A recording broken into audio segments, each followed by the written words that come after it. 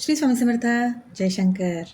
आता येत आहे आपल्या आषाढ महिन्यातील अमावस्या आणि त्यानंतर सुरू होतो तो म्हणजे आपला श्रावण महिना. आषाढ अमावस्या ही अमावस्या नसून श्रावण महिन्याच्या स्वागताची पूर्वतयारी असते आणि आषाढ अमावस्या ही एक महत्त्वाची तिथी आहे. ह्या अमावस्याला बरंच सारं महत्त्व आहे. या दिवशी आपल्याला पितृपूजन, दान, दीपपूजन आणि आध्यात्मिक साधनेसाठी ही अमावस्या म्हणजे आषाढ अमावस्या ही तिथी महत्त्वाची मानली गेलेली आहे. आपण या दिवशी केलेली श्रद्धेने केलेलं जे काही पूजन, सत्कर्म, आपल्या पितरांसाठी केलेली सेवा ही अत्यंत पुण्यदायी मानली गेलेली आहे. या दिवशी तीर्थस्नानालाही तितकंच महत्त्व आहे. या दिवशी आपल्याला काय सेवा करायची आहे? सगळ्यात महत्त्वाचं म्हणजे आपल्याला जीवनामध्ये आपले अडचणी दूर होऊन आपल्याला आशीर्वाद घ्यायचे असतील आपल्या कुलदेवतेचे, पितरांचे आणि आपल्या गुरूंचे. आपली कुलदेवता, पितृदेवता आपल्या प्रार्थनेला लगेच प्रसन्न होऊन आशीर्वाद देत असतात. आषाढ अमावस्यानंतरच आपले सगळे धार्मिक सण सुरू होत असतात. म्हणूनच या दिवशी आपल्या घरातील सगळे दिवे स्वच्छ करून ते प्रज्वलित केले जातात आणि म्हणूनच या आषाढ अमावस्याला दीप अमावस्याही म्हटलं गेलेलं आहे.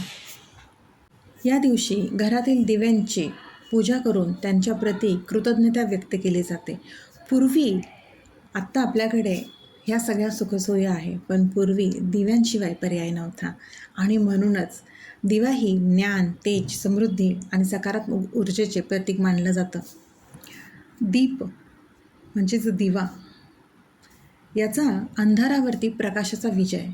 दीपपूजन केल्याने घरातील नकारात्मकता दूर होऊन आपल्या घरात सुख, शांती आणि समृद्धीचं आगमन होतं अशी मान्यता आहे.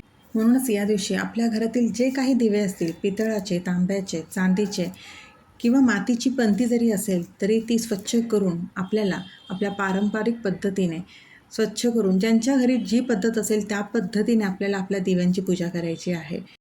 तसेच या दिवशी आपण आपल्या पितरांचं तर्पण करू शकतो किंवा त्यांच्या नावाने दानधर्म करण्यासाठी हा दिवस अत्यंत शुभ मानला गेलेला आहे.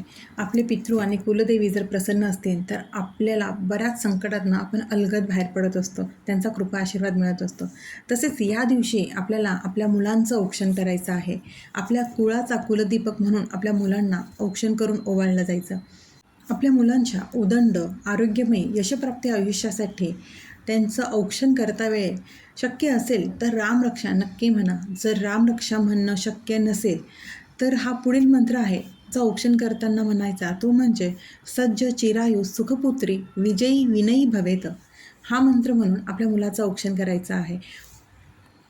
आपल्या कुलाचा कुलदेवक मुलगा म्हणून ह्या नात्याने आपण मुलाचं औक्षण करतोच, पण मुलगा मुलगी भेदभाव न करता जर तुम्हाला मुलगा आणि मुलगी दोघंही असतील किंवा नुसत्या मुली असतील तरीही त्या दोघांनाही आपल्याला औक्षण करायचं आहे. या दिवशी तीर्थस्नानाला अनन्यसाधारण महत्त्व आहे. जर आपल्याला तीर्थस्नान करता येत असेल तर नक्कीच तिथे जाऊन करावं. जर शक्य नसेल तर आपल्या आंघोळीच्या पाण्यात गंगाजल घालावं आणि त्याने आपण स्नान करावं.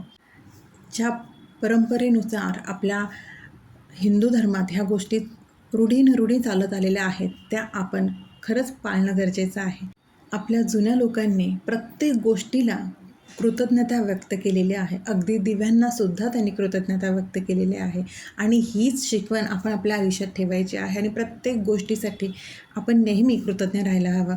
म्हणूनच आपण ह्या दिवशी दिव्यांची पूजा तसेच आपल्या मुलांचं औक्षण हे त्यांच्या उदंड आयुष्यासाठी, दीर्घायुष्यासाठी, त्यांना आरोग्यप्राप्ती होण्यासाठी प्रत्येक आईने या दिवशी आपल्या मुलांचं औक्षण करा.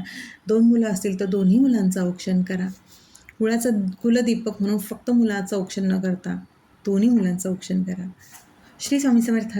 अशक्य ही शक्य करतील स्वामी, अशक्य ही शक्य करतील स्वामी.